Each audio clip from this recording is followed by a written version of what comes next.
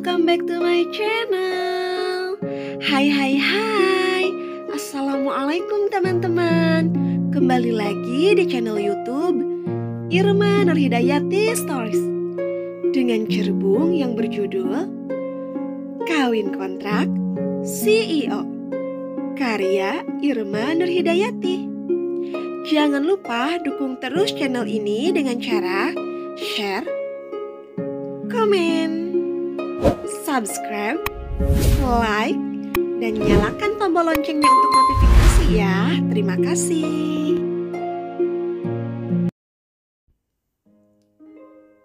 Enak saja, aku bukan pembantumu.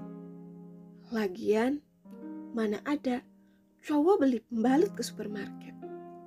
Kalaupun ada, itu sama saja mempermalukan dirinya sendiri, ucap Arka seraya kembali masuk ke kamar.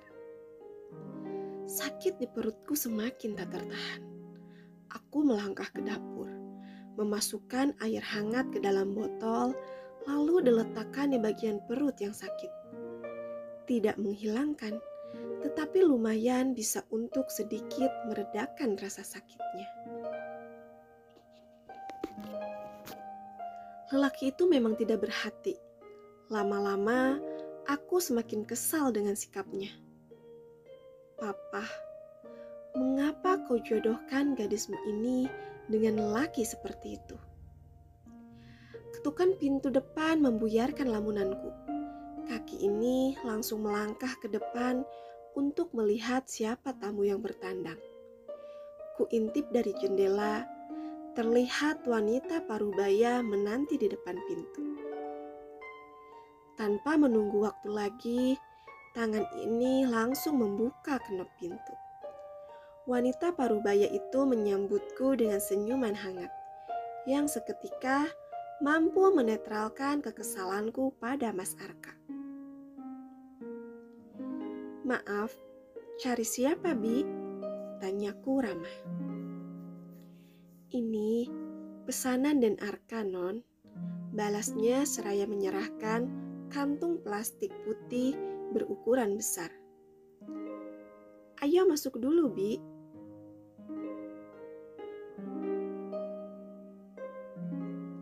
Maaf, Non. Bibi harus kembali lagi ke rumah Tuan Besar. Itu ada sopir yang menunggu di depan. Setelah mengucap salam, wanita itu langsung berlalu dari hadapanku. Kuintip isi plastik putih itu. Mataku mendelik sempurna ketika mengetahui isinya pembalut dan minuman khusus untuk datang bulan. Lengkung senyum menghiasi bibirku. Ternyata lelaki itu tidak seburuk yang kupikirkan.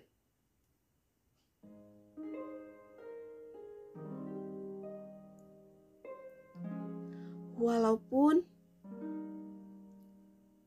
bukan Mas Arka sendiri yang pergi langsung ke supermarket, setidaknya hari ini lelaki itu sudah menolongku. Jangan senang dulu. Aku melakukan semua ini bukan karena peduli padamu.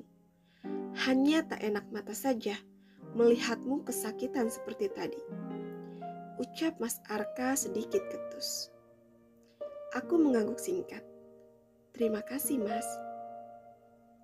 Setelah mengatakan itu, aku langsung masuk ke kamar.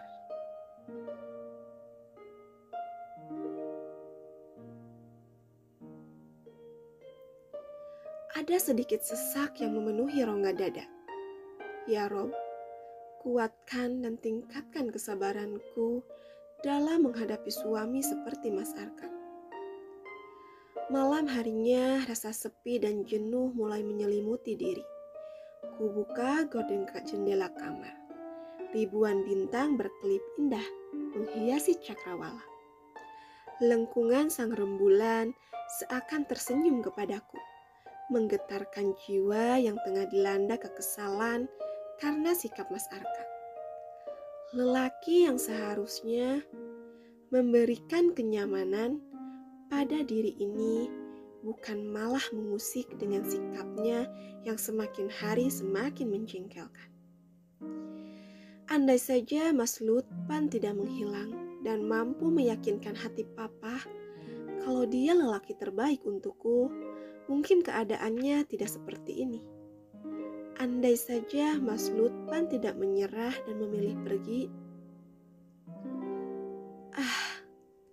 Takdir seakan tengah mempermainkanku. Jangan menyerah, Mayra. Bukankah embun pagi tak pernah memilih di mana dirinya akan terbentuk? Embun pagi pun tak pernah memilih pada dedaunan mana akan berpijak. Embun itu begitu sederhana, tak berwarna dan dapat berubah bentuk sesuai apa yang dilaluinya. Itulah yang membuat dedaunan begitu menyukainya.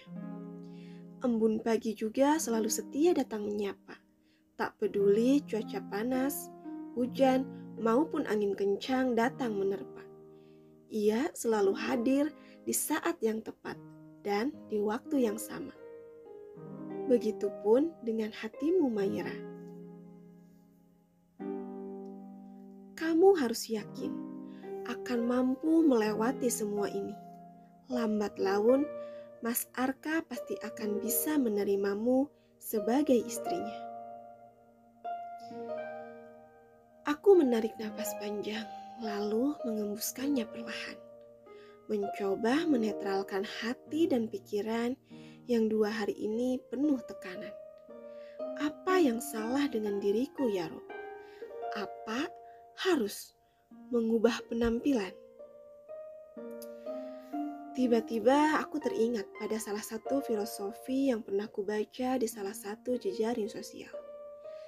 Tidak perlu menjadi pribadi lain untuk bisa memikat hati Tuhan. Menjadi diri sendiri dan datang kepada Tuhan apa adanya. Tuhan tidak pernah mencari apa yang kita miliki selama di dunia. Ia hanya mencari hati kita. Sama halnya juga ketika aku ingin meluluhkan hati Mas Arka. Cukup menjadi pribadi yang lebih baik dan apa adanya, insya Allah Mas Arka akan menyadari sendiri hati siapa yang harus dia pilih. Walaupun sedikit ragu, tetapi aku pasti bisa. Semangat Mayra, kamu pasti bisa. Teriakku penuh dengan semangat baru. Keesokan paginya, aku sudah sibuk berkutik di dapur. Walaupun Mas Arka tidak pernah menghargai pekerjaanku, tetapi setidaknya aku sudah menjalankan kewajibanku sebagai seorang istri. Saat sedang menghidangkan makanan di meja,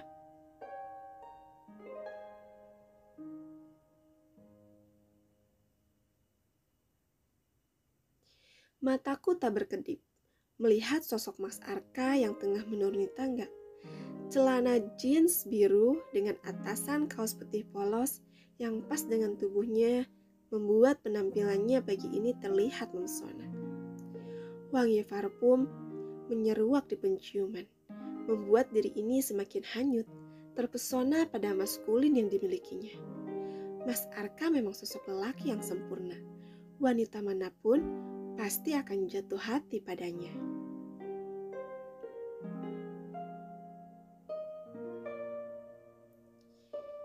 Kenapa kamu melihatku seperti itu, Mayra?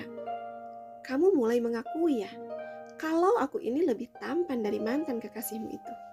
Ingat, jangan sampai kamu jatuh cinta padaku, karena pernikahan kita hanya di atas kertas putih. Aku mendelik kesal. Lelaki itu selalu saja berlaga angkuh dan sombong. Aku memang mengagumi penampilannya pagi ini, tetapi bukan berarti aku jatuh cinta padanya.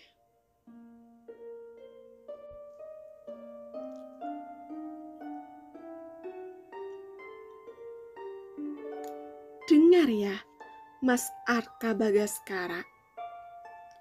Aku Mayra Anindira tidak akan jatuh cinta pada lelaki dingin sepertimu. Hati-hati, nanti Mas Arka sendiri yang jatuh cinta padaku. Apa? Jatuh cinta padamu? Tidak mungkin. Istri pertamaku lebih cantik segalanya darimu. Lebih tepatnya mungkin mantan istri, Mas. Bukankah kalian sudah resmi bercerai? Tanyaku setengah kesal. Iya, tetapi aku yakin suatu saat dia pasti akan kembali padaku, balasnya santai. Laki di depanku ini idiot, oon, atau bodoh sih? Masih saja mengharapkan wanita yang jelas-jelas sudah mengkhianatinya. Beruntung wanita itu dong. Setelah puas dengan mangsanya, pintu hati Mas Arka masih terbuka lebar menerimanya kembali. Bukankah Mas Arka itu seorang CEO muda dengan segudang prestasi? Karir dalam tahun ini juga melesat naik. Berarti otak Mas itu jauh di atas rata-rata. Kamu baru menyadari kalau aku ini seorang yang cerdas, ujarnya seraya mengernyitkan sebelah alisnya.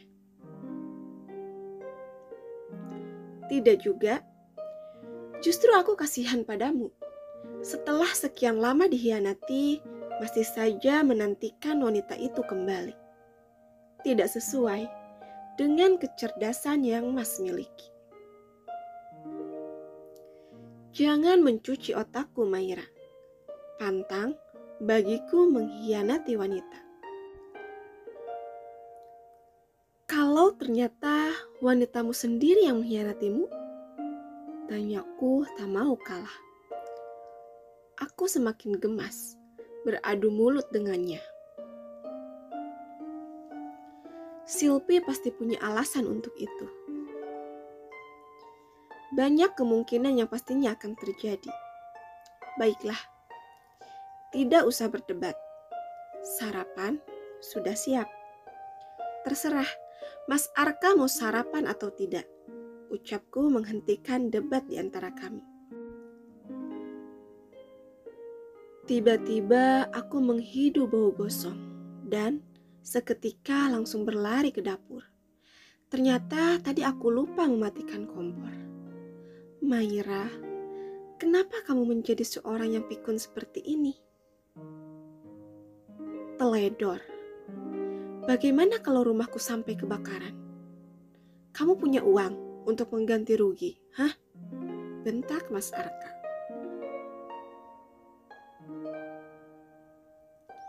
Maaf Mas, aku tadi lupa mematikan kompornya.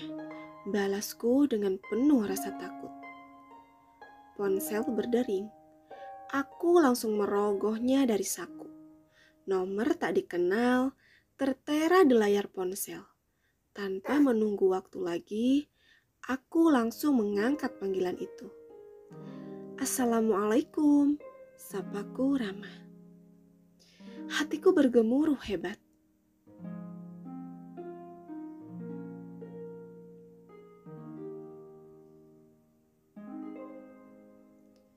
Ketika mendengar suara seseorang di seberang telepon sana. Suaranya tak asing lagi. Dia seseorang yang selama ini begitu aku rindukan kehadirannya untuk mengisi kembali kekosongan hati ini. Akan tetapi, mengapa ia hadir kembali di saat yang tidak tepat? Aku menjauh dari Mas Arka, berbincang sebentar dengan seseorang di seberang telepon sana. Tak lama kemudian, segera aku akhiri panggilan tersebut. Tak ingin membuat Mas Arka curiga lebih jauh lagi padaku.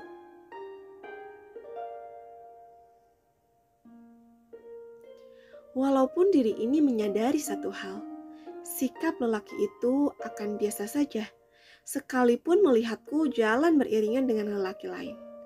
Karena baginya, aku ini bukan siapa-siapa dan tak berarti apa-apa di hati dan hidupnya. Siapa yang menelponmu? Tanya Mas Arka sedikit dingin. Privasi, Mas. Bukankah pernikahan kita hanya di atas kertas putih saja? Jadi, masing-masing dari kita tidak boleh saling kepo.